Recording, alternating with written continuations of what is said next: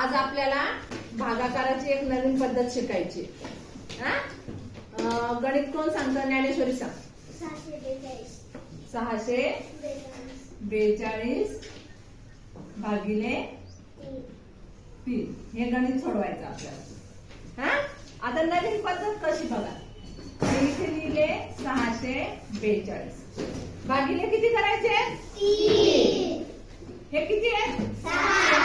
इथे मी 6 रेषा मारते, 1 2 3 4 5 6 भागिले 3 आहे की नाही? मग या 3 3 चे आपण गठ्ठे करू। किती झाले? 2। हे किती आहे? 4। मग इथे किती रेषा मारायच्या? 4। 1 2 3 4। आता कितीचा गठ्ठा करायचा आहे? 3। आणि उरला 1।